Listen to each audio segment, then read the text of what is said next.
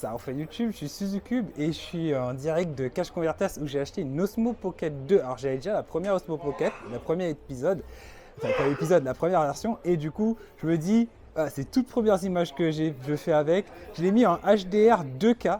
C'est juste là, d'ailleurs ils ont pas mal de petites vidéos, je regarde comment ça fonctionne, mais c'est pas mal. Première impression, je sais pas pourquoi, le gimbal lui-même, il est plus fluide en fait que l'ancien, celui que j'avais avant. Les mouvements n'étaient pas aussi fluides. Par contre, au niveau, voilà, là il lost le sujet. Par contre, je sais pas pourquoi, j'avais déjà lu ça sur internet.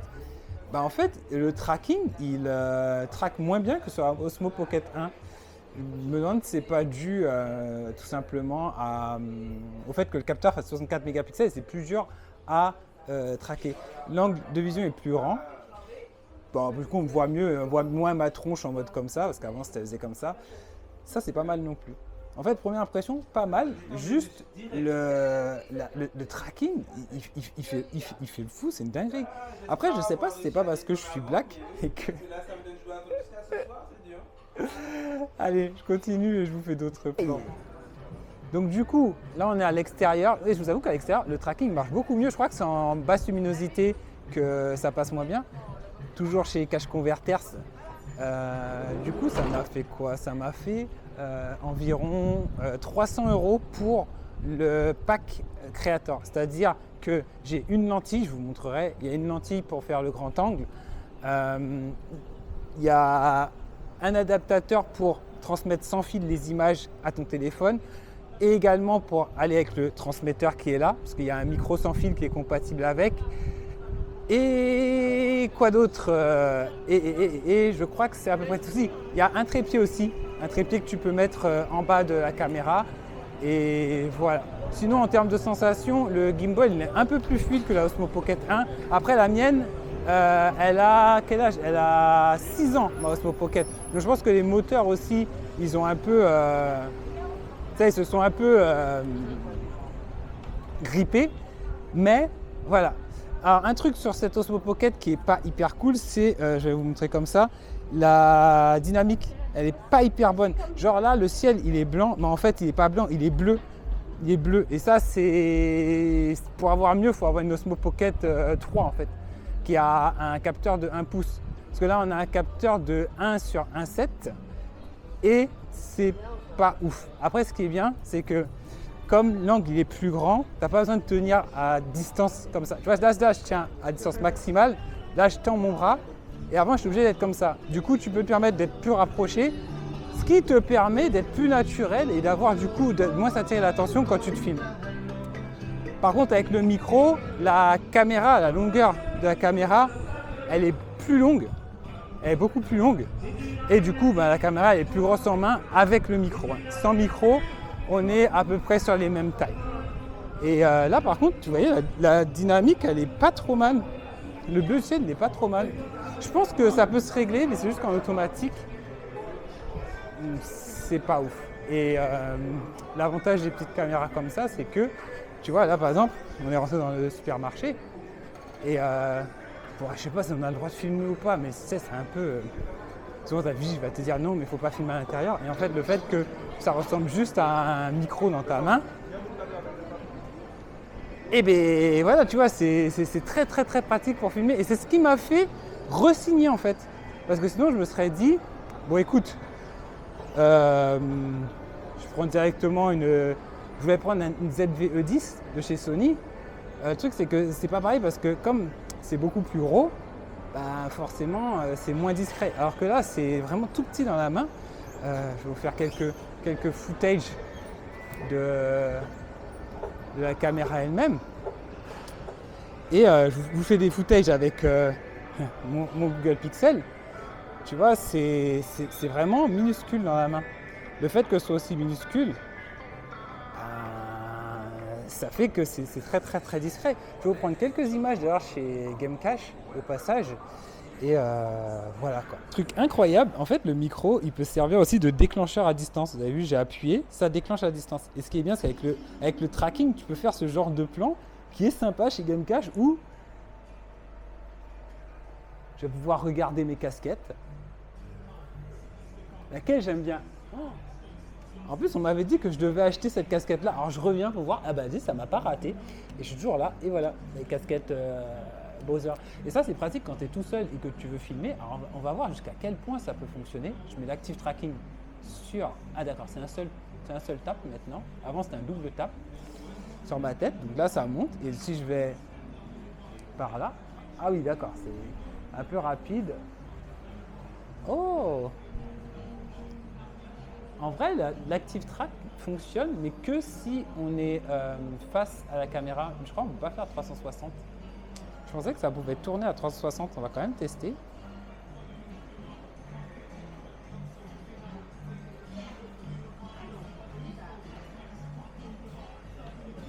Si, on peut bien faire un 360 en réalité. On peut faire un 360. Après, en basse luminosité, il a un peu plus du mal, mais on peut faire un 360. Donc, c'est vraiment pas trop mal. Il faut savoir, là aussi, j'ai mis la lentille grand angle dessus. Et je rachète pas de casquette, j'ai acheté trop de casquettes. Elle est classe celle-là. Autre chose, je précise que l'appareil détecte quand la lentille elle est mise ou qu'elle est enlevée. Là, il y a marqué Lens Remove et qu'on la met. Alors, on gagne en grand angle, hein, on le voit hein, derrière, là, par exemple, par rapport à celle d'arcade, on gagne en angle. Par contre, on perd en luminosité et je trouve l'image elle est un peu plus smooth. Mais c'est pas trop mal, voilà. Là, il faut que je demande, je crois qu'à Gamecash, ils ont des écouteurs pour le casque de Sony, là, le Pulse, celui-là. Moi, j'ai des écouteurs qui s'abîment, mais il me semble qu'ils ont des coussinets. Je vais demander ça d'ailleurs. Ah bah tenez, ça c'est cool parce que en fait ce sont des coussinets pour le Pulse. Et le problème du Pulse, vous savez, c'est que en fait les coussinets s'abîment parce que c'est du simili-cuir. Alors là, l'avantage c'est que vous remplacez directement, hop là, voilà, le coussinet par ça. Et le coussinet là, c'est du tissu. Donc ça ne va pas poser de problème du simili-cuir. Et je pense que ça va être plus confortable et ça va donner une seconde vie à mon Pulse 3D. Donc si vous avez des problèmes sur le Pulse 3D, vous n'hésitez pas à venir à Gamecash. Et vous avez ça, c'est pas mal, c'est sympa et ça coûte pas trop cher.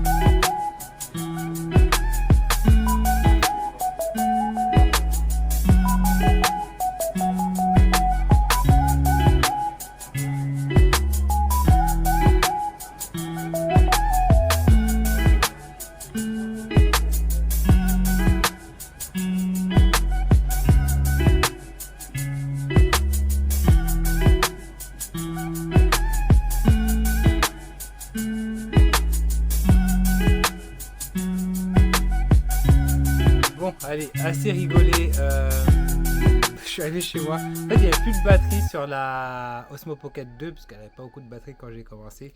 Et je me suis dit, on va se lancer directement. Voilà, ça, c'est la raison pour laquelle j'ai acheté l'Osmo Pocket 2. Pour être très précis, pour pouvoir faire du vlogging plus facilement. Là, on n'est plus avec le mic. Vous avez vu, c'est que les micros de la Osmo Pocket 2 directement. Je vous laisse voir le résultat. Moi, en basse luminosité, je pense que je vais avoir un plan. Alors, c'est un peu. Il est vraiment large le plan. Ah ouais. Il est vraiment large le plan. Et moi, le truc, c'est que il faut que mon plan. Je ne vois pas. On ne voit pas mon lit là-haut, là, en fait. On ne voit pas les pales de mon lit. Du coup, je ne sais pas encore comment je vais le placer. Je ne m'attendais pas à ce que ce soit aussi large. C'est beaucoup plus large que ce que j'ai sur mon smartphone, par exemple. C'est beaucoup plus large. Et du coup... c'est encore pire. C'est rigolo, hein. Le grand angle est vraiment très large, hein. Très très large, hein.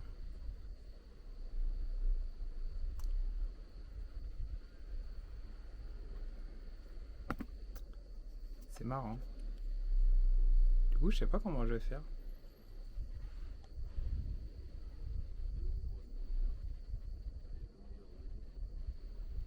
Putain, c'est ouf. Par contre, là, vous voyez, au terme de captage de luminosité, en termes de luminosité de captage, je trouve que c'est pas trop mal. Je trouve vraiment ça pas mal. Par contre, je comprends pas pourquoi est-ce que je me sens aussi proche et plus je recule. Tu vois, quand je fais la mid-gaming, d'habitude, je mets à des distances comme ça, mais même là, c'est c'est perturbant. En vrai, le grand angle, vraiment grand angle. Après, il y a une solution, c'est qu'en gros, ce capteur-là, ce qui est bien, c'est que tu peux zoomer. Et je crois qu'il faut double-cliquer. Voilà. Et là, je peux zoomer. Donc tu peux... on va pouvoir faire peut-être avec du zoom. Voilà. Pour le gaming. Et ce qui est bien, c'est que tu vois, quand je bouge la tête, ça bouge en même temps que moi, tu vois. Je peux faire... je peux pas avec du vlogging comme ça. Je sais pas que ça donne niveau micro, par contre, j'en profite pour tester. Là, encore une fois, il n'y a pas le micro sans fil, hein. Je peux mettre le micro sans fil, il est juste à côté. Donc ça, c'est vraiment cool. Par contre, j'avoue que je suis assez surpris de la hauteur générale de la caméra. Après, je peux contrôler à distance, je peux faire descendre plus bas, mais je vous avoue que ça me surprend. En fait, ça montre que j'ai jamais de truc en grand angle. Et là, on zoom dans mon trou de nez, mais... Mais sinon, c'est cool. Sinon, c'est cool, c'est très très satisfaisant et je pense que c'est exactement la qualité d'image que je voulais. Qu'est-ce que j'ai à vous dire d'autre là-dessus?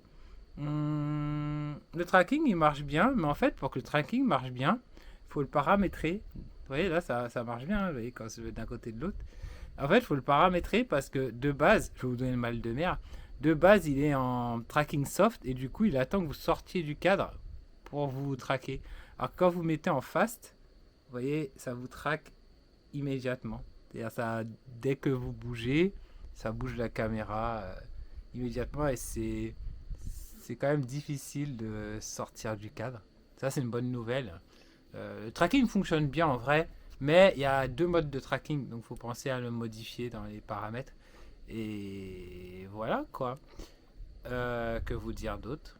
Je pense que c'est tout. Je sais même pas comment je vais faire le mid-game. Je me demande si je vais pas le faire carrément en tenant le trépied. Je sais pas encore. De toute façon, vous verrez le résultat jeudi, puisque c'est jeudi que ça va arriver. Et moi, de mon côté, très satisfait de cet achat. Écoutez, je pensais pas que... Ah ouais, putain, mais le grand angle, il est ouf. C'est-à-dire que là, maintenant, je vais devoir être tout près de ma caméra pour faire la mid-gaming. Et là, ma ring LED, elle est... attendez, je vous montre. Ah, le 3 mètres sur 100, il marche bien. Ma ring LED est jusque là-bas. C'est-à-dire que j'ai même pas ramené ma ring LED près de mon visage. Et je trouve que la lumière, elle est pas trop mal.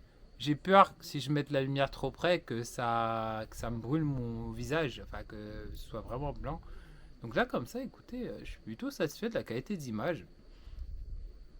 Tout ce que j'ai à dire là-dessus.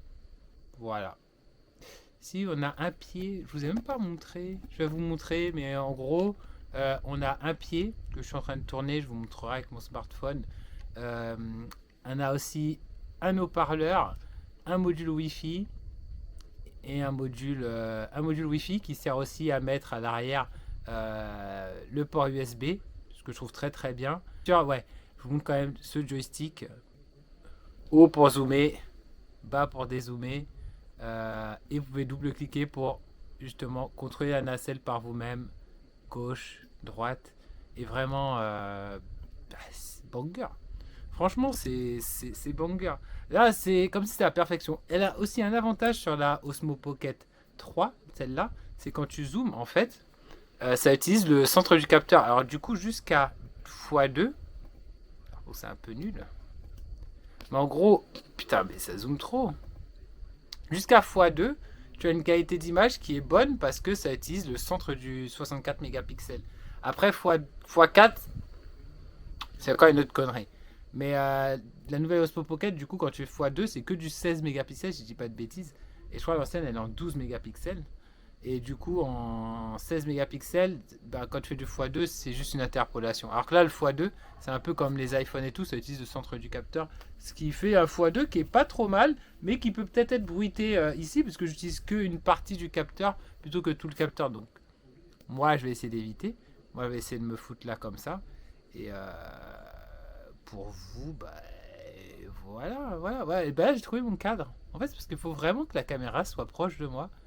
Ce qui fait que je sais même pas si j'aurais besoin de mon micro-cravate au final. Bon les amis, du coup, je vous laisse. Je vous dis à ciao les otaku. Merci beaucoup de m'avoir suivi. Et à bientôt sur otakugame.fr. Encore merci à Cash Converters et à Gamecash aussi. Gamecash, grâce à qui on a eu ceci. Donc voilà, je vais en profiter du coup pour vous montrer. Ça, ce sont des écouteurs. Ce sont des coussinets pour écouteurs en tissu, en plastique pour le PlayStation Plus, excusez-moi, pour le PlayStation, ce casque là. PlayStation Plus, puisque le mien, comme vous pouvez le voir, attendez, je vais vous montrer. Vous voyez là, à cet endroit-là, à ce niveau-là, là.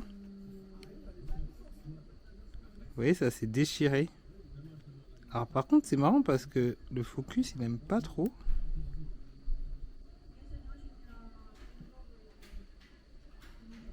Voilà, le tissu s'est déchiré.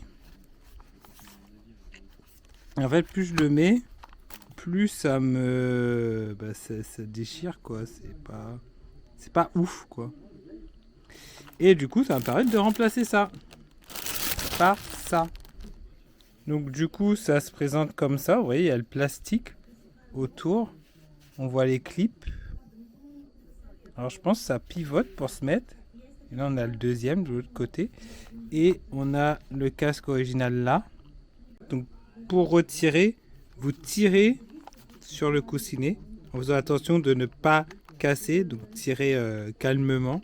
Et c'est tiré, vous avez vu il y a 4 clips. Une fois que vous l'avez retiré, vous le remplacez juste par votre version en tissu et ça devrait redonner un coup de neuf, d'autant plus que cette lanière là, j'ai vu qu'elle s'abîme pas. Tout le reste du casque n'abîme pas, c'est juste ces coussinets là en cuir qui s'abîment.